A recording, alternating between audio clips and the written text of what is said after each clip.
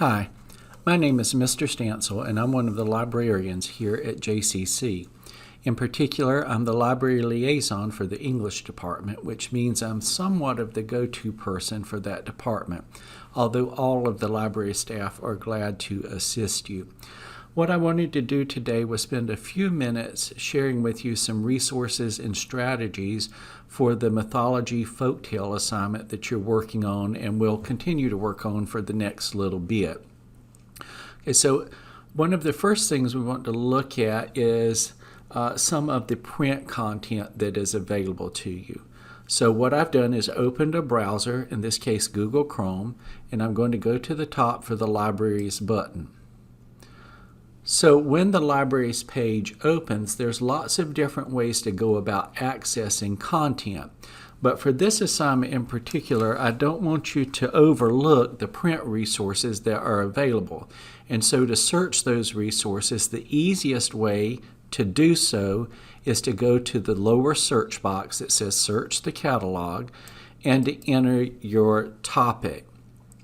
So one of the reasons I don't want you to overlook this as an option is that in this assignment you're researching a myth or folktale outside of your own culture.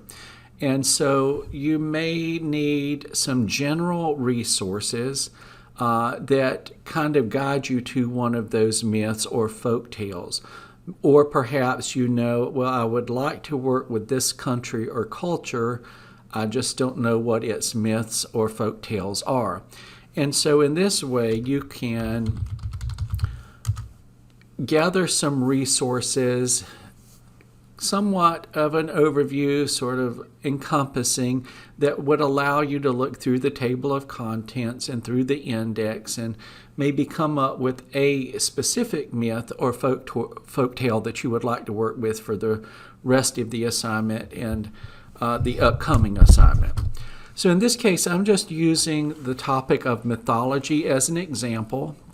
Okay, so again, the idea here is you might want to just browse over the list and see what's available and then thumb through some of these examples if you're trying to get an idea for your assignment.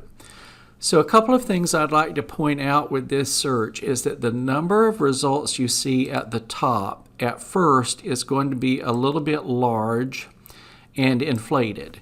And the reason for that is that our campus and 51 other community colleges share this catalog system. And so you get to see what all those other campuses have available as well. So the benefit to you is that you get to see all of these titles, and you are also able, in most cases, to borrow what is available on another campus. So it could possibly be that the topic you are interested in is not something we have a lot of content on, but a series available on another campus fits the bill perfectly. And so in general, you're able to borrow those resources. So we'll scroll through this list and just assume maybe this mythology book by Edith Hamilton is one I need for my assignment. And it is not available on our campus. So if I wanted to borrow that from one of the other campuses who has a copy, all I'd have to do is click on the right where it says Place Hold, and then enter the username and password. Only the username and password here is not what you use in most places across campus, such as Blackboard or email. This is the 15-digit number on the back of your student ID card. It will begin 2331 and go on from there. So that would be both the username and the password. And this part, this borrowing, placing the hold, will only work if you have registered your student ID card in the past as your library card, completing a library use agreement form. Okay, so once you've entered that username and password, you would click Log In, and the next screen will say Johnston because you'd like to pick that book up at Johnston. So I'm beginning with this searching for print as a notion for you because you do have a lot of resources available. But if you did need something from another campus, it is going to take a few days for it to be packaged and mailed to us. So, allow at least a week or more before the actual book will get here. So this is something you'd want to begin early. If, however, you wanted to know only what was on our campus, there is a filter in the upper left corner. So we could click Johnston and include, and the list of results will update just to what we have on our campus. And again, you can scroll through the list and see what is interesting and most pertinent to you. So in this case, I also want to point out that as you're looking, if you find things that are interesting you'd like to check out or at least come and thumb through, we do use a different classification system. So that means the call number looks a little bit different than what many of our students have used in the past. So I'm just going to highlight the call number here.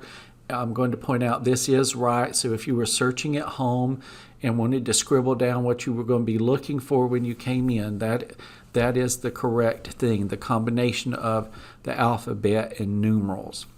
And we're not going to explain in this video how to read those call numbers or how they work, because that's easier to do as you go to the shelf to pick up the book.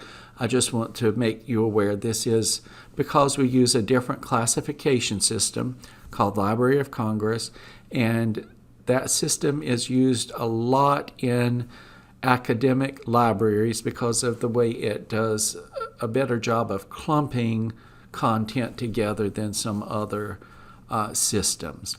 So again, I would encourage you early on to give the print resources that are available to you a once over and see what may be useful to you.